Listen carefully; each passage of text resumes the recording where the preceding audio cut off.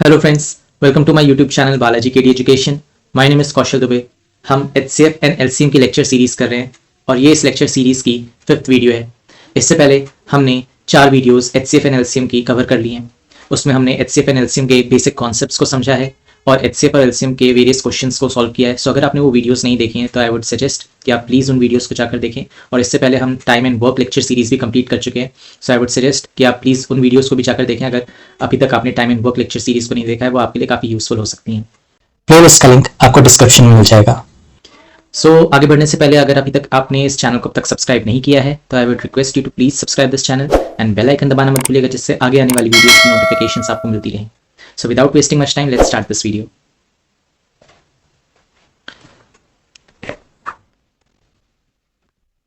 Question है, find the greatest number which on dividing 1657 and 2037 leaves remainder 6 and 5। कह रहा है मेरे को वो ग्रेटेस्ट नंबर फाइंड आउट करना है जो जब 1657 एंड 2037 वो ग्रेटेस्ट नंबर जब इन दोनों नंबर्स को डिवाइड करेगा तो मेरे पास रिमाइंडर 6 एंड 5 आएगा। ठीक है, तो मेरे को एक ऐसा नंबर फाइंड आउट करना है जो इन दोनों नंबर को डिवाइड करे तो मेरे पास ये रिमाइंडर्स बचने चाहिए। मेरे को पता है एचसीएफ में क्या होता है। एचसीएफ में मैं एक ऐसा नंबर फाइंड आउट करता हूँ, एक ऐसा ग्रेटेस्ट नंबर फाइंड आउट करता हूँ जो दो नंबर, जिससे सपोज मान लो अगर मैं इन्हीं दोनों नंबर्स का पूछता हूँ कि एचसीएफ निकालना है, ठीक है, यानी कि मेरे को एक ऐसा नंबर फाइंड आउट करना है जो इन दोनों नंबर को कंप्लीटली डिवाइड कर पाए, राइट, एक ऐसा हाईएस्ट नंबर। बट अभी मेरे को कंप्लीटली डिवाइड नहीं करना है, मेरे को चाहिए कि रिमाइंडर 6 और 5 बचना चाहिए। तो क्या करते हैं कि इस 1657 में से इसका ये जो रिमाइंडर है 6, इसको सब्सट्रैक्ट कर लेते हैं तो 1651 आएगा, और 2037 में से इसका वाला रिमाइंडर सब्सट्रैक्ट कर लेते हैं तो क्या आएगा, 2032 आएगा। ठीक है, तो अब इन दोनों का मैं एक ऐसा एचसीएफ यानी कि एक ऐसा नंबर निकाल सकता हूं जो इन दोनों को कंप्लीटली डिवाइड करे, क्योंकि अब देखो मैंने 6 और 5 रिमाइंडर सब्सट्रैक्ट कर दिए। ठीक है, तो अब जो भी नंबर मैं निकालूंगा वो इन दोनों को कंप्लीटली डिवाइड करने वाला होना चाहिए। ठीक है, तो इसको करने के लिए मैं लॉन्ग डिवीजन मेथड का यूज कर लेता हूं। ठीक है, 1651 तो ये जाएगा 1 से ही जाएगा, 1651 1, ये 13, ये 9 और ये 1, तो ये हो गया 8 और ये 3, 381। ठीक है, 1651 इधर पे आ जाएगा, डिविडेंड बन जाएगा। अब ये देखो 5 से नहीं जाएगा, 4 8 32, 4 3 12, 315, आई गेस 4 से जाना चाहिए। 4 1 4, 4 8 32, 3 4 3 12, 13 14 15। ठीक है, तो ये गया और ये हो गया 4, तो ये हो गया 7, वैसे 3 4 2 127 यहाँ पे आया, ये 381। अब ये देखो 3 से जाएगा, 3 7 21, 3 2 6 7 8, हाँ 3 से कम्प्लीटली डिवाइड हो जाएगा। ठीक है, यानी कि मेरा जो एचसीएफ आया है, यहाँ पर जो मेरा एचसीएफ आया है वो क्या है, 127 आया है। ठीक है, 127 आया। ये जो 127 नंबर है ये इन दोनों नंबर्स को 1651 को एंड 2032 को कंप्लीटली डिवाइड करता है। और जब मैं इस 1651 में अब जब मैं 6 ऐड कर दूंगा तो मेरे पास नंबर बन जाएगा 1657, और 2032 में जब मैं 5 ऐड कर दूंगा तो मेरे पास जो बन जाएगा 2037, जो मेरे पास ओरिजिनल नंबर्स जो थे। ठीक है, अगर मैं इन दोनों नंबर्स को 127 से डिवाइड करता हूं, 127 से इन दोनों नंबर्स को डिवाइड करता हूं तो क्या होगा, ये 6 रिमाइंडर छोड़ेगा और ये 5 रिमाइंडर छोड़ेगा। ठीक है, इसमें 6 रिमाइंडर बच जाएगा, इसमें 5 रिमाइंडर बच जाएगा। वही चाहते थे हम, वही क्वेश्चन में पूछा था कि मेरे को एक ऐसा नंबर, एक ऐसा ग्रेटेस्ट नंबर बताना था जो जब 1657 और 2037 को डिवाइड करे तो रिमाइंडर 6 एंड 5 आना चाहिए। तो हमने पहले क्या किया, क्योंकि रिमाइंडर को हमने पहले हटा दिया, हमने पहले ये देखा कि मेरे को एचसीएफ निकालना आता है तो मैं एक ऐसा नंबर ढूंढ लेता हूं जो इन नंबर्स को कंप्लीटली डिवाइड करे। तो पहले मैंने सब्सट्रैक्ट कर दिया, हटा दिया रिमाइंडर, तो मेरे पास ये नंबर्स बन के आएगा 1651 एंड 2032। फिर इन दोनों का एचसीएफ निकाल लिया लॉन्ग डिवीजन मेथड से, कितना आया, 127 आया। यानी कि 127 मेरे पास एक ऐसा नंबर है जो 1651 और 2032 को कंप्लीटली डिवाइड कर रहा है। और जब मैं इसमें एड ऑन कर दूंगा वापस से 6 और 5 रिमाइंडर्स को तो मेरे पास ओरिजिनल नंबर्स आ जाएंगे 1657 और 2037। तो जब अब मैं 127 से जब मैं इन ओरिजिनल नंबर्स को डिवाइड करूंगा तो बट ऑब्वियस है कि ये 6 रिमाइंडर छोड़ेगा और ये 5 रिमाइंडर छोड़ेगा। ठीक है, तो 127 is my answer over here. Next question देखते हैं, find the largest number which on dividing 62, 132 and 237 leaves same remainder. कह रहा है कि मेरे को वो लार्जेस्ट नंबर निकालना है जिससे जब मैं इन तीनों नंबर्स को डिवाइड करूंगा तो सेम रिमाइंडर आएगा। ठीक है, तो जब भी सेम रिमाइंडर की बात करता है, जब भी सेम रिमाइंडर की बात करता है, देखो जब मेरे को रिमाइंडर पिछले क्वेश्चन में दे रखा था तो मैंने माइनस कर दिया था रिमाइंडर को। अब जब सेम रिमाइंडर की बात कर रहा है, मेरे को नहीं पता रिमाइंडर क्या है, तो इन नंबर्स को आपस में माइनस कर देना है।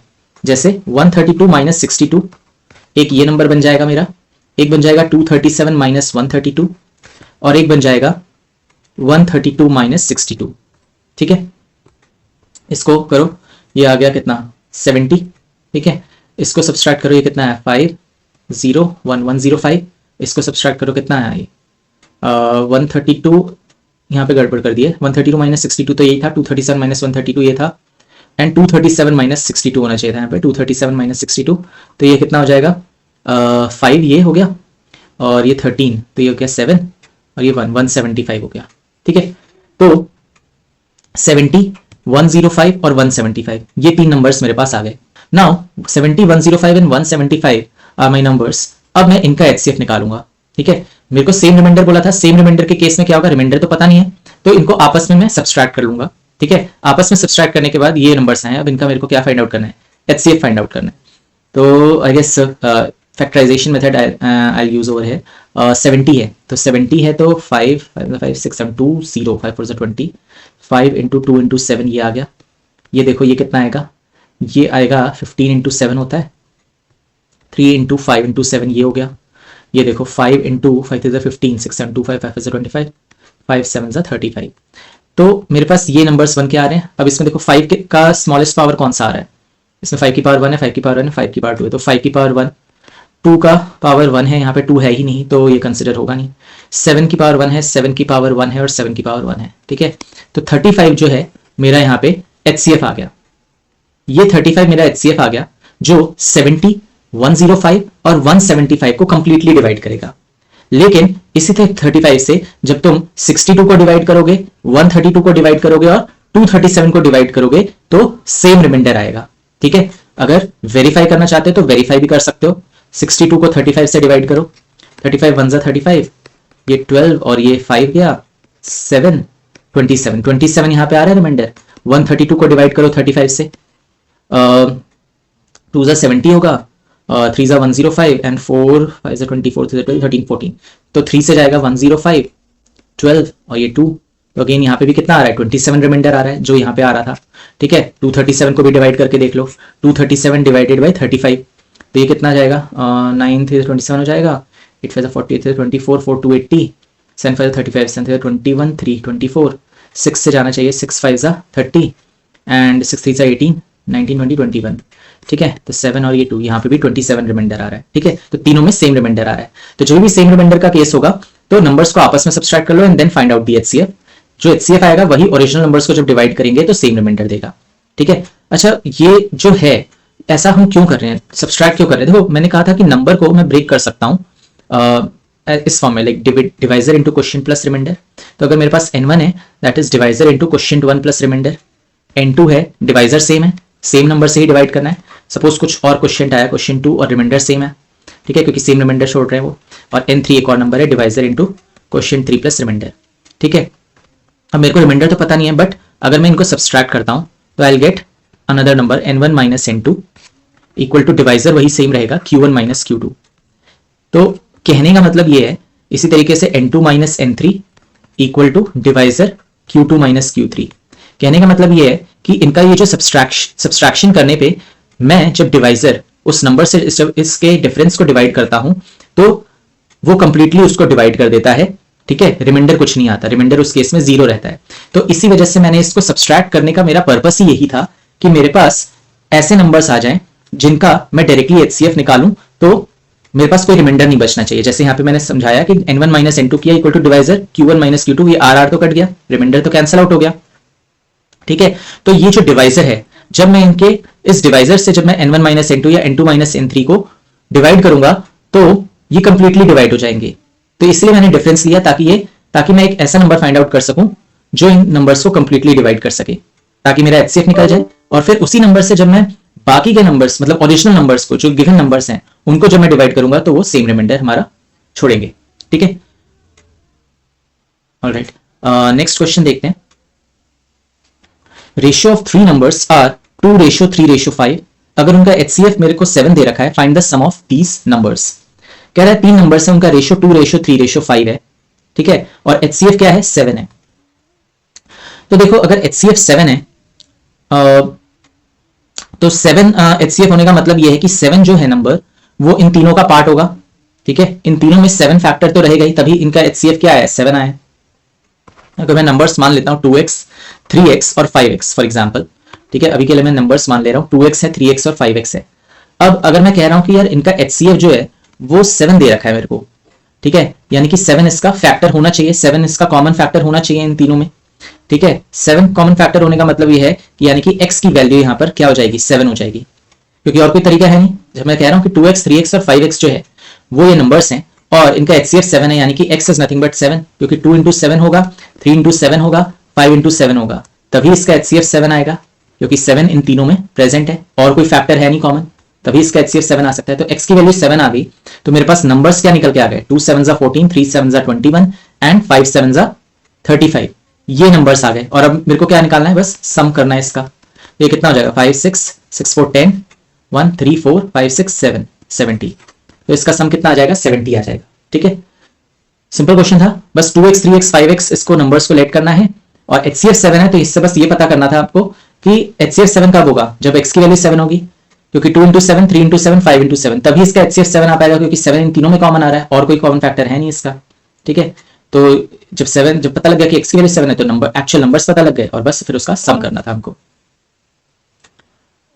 नेक्स्ट क्वेश्चन देखते हैं, sum of two numbers is 72, sum of two numbers जो है वो 72, अगर उनका HCF 8 है, find the number of possible pairs of such numbers, ठीक है। कह रहा है कि दो नंबर्स हैं, ठीक है, उनका जो सम है वो 72 है।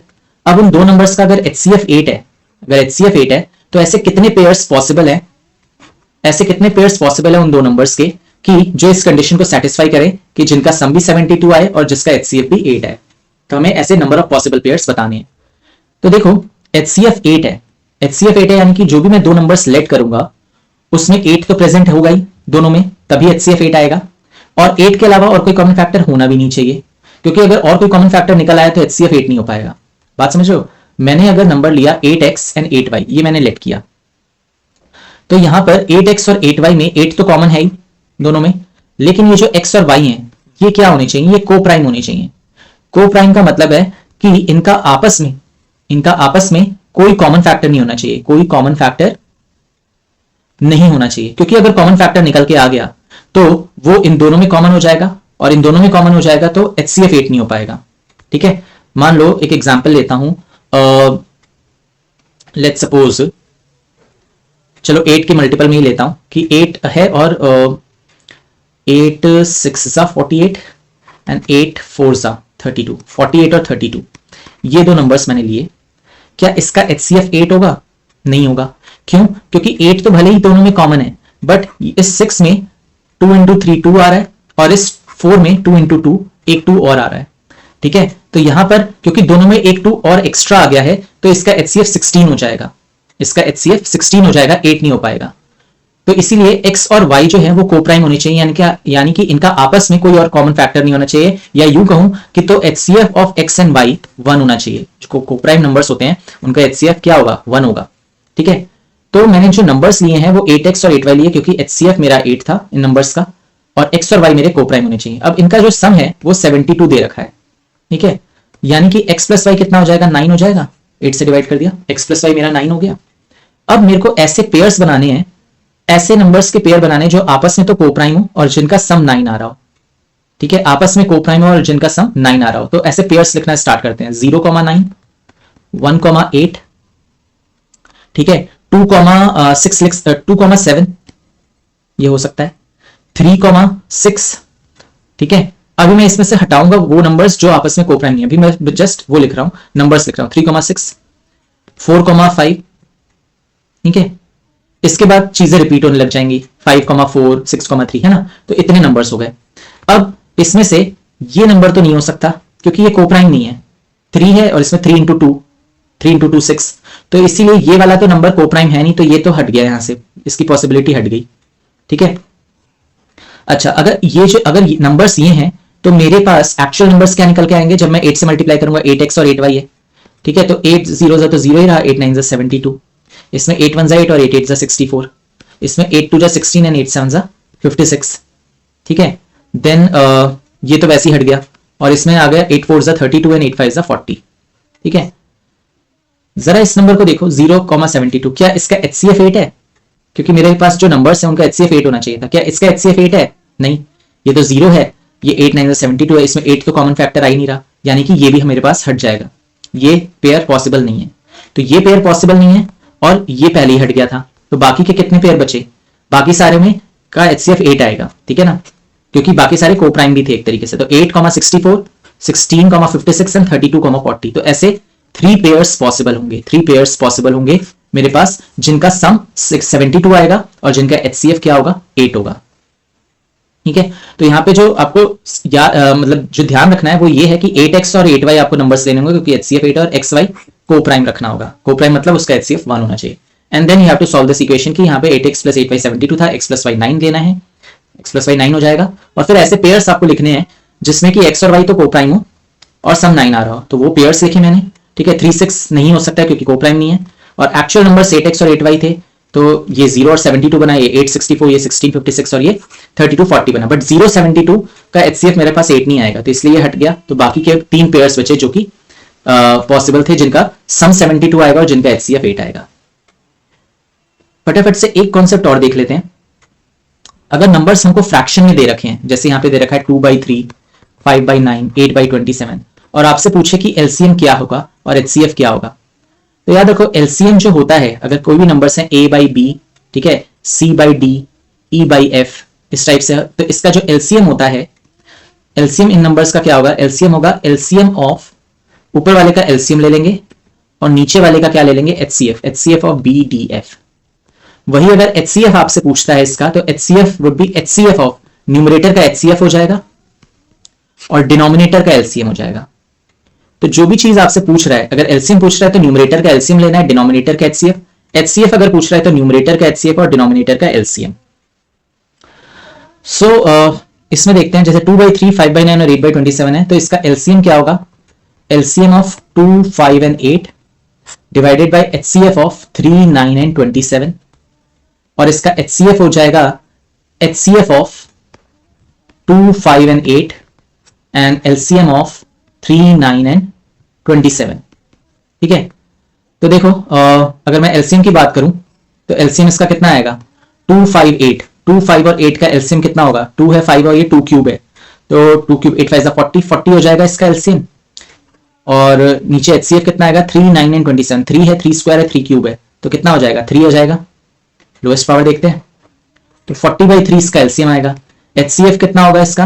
तो न्यूमरेटर का HCF 2, 5, 8, 2 5 है और 2 क्यूब है, तीनों में ही कोई कॉमन नहीं है, क्योंकि यहाँ पे 2 है तो 5 में 2 नहीं आ रहा, और 2 क्यूब है, तो यानी कि HCF तो ऊपर क्या आ जाएगा? 1। LCM 3, 9 and 27, 3 square and 3 cube, तो LCM क्या आएगा? 27 आएगा।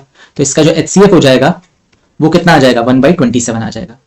तो फ्रैक्शन से जब नंबर दे रखे हैं और LCM अगर पूछा है तो न्यूमरेटर का LCM, डिनोमिनेटर का HCF, और अगर HCF पूछा है तो न्यूमरेटर का HCF, डिनोमिनेटर का LCM। जो भी चीज पूछी है न्यूमरेटर का वही निकालना है, डिनोमिनेटर का उसका उल्टा निकालना है, HCF निकालना है। सपोज LCM पूछा है तो LCM न्यूमरेटर का निकलेगा, डिनोमिनेटर का HCF लेंगे। अगर HCF पूछा है तो न्यूमरेटर का HCF लेंगे, डिनोमिनेटर का LCM लेंगे, ठीक है। So friends, this was all about part 5 video. अगली वीडियो में हम कुछ और क्वेश्चंस को देखेंगे। आई होप आपको ये वीडियो अच्छी लगी हो। अच्छी लगी तो please do like and share this video. So मिलते हैं नेक्स्ट वीडियो में। Till then, good bye and take care.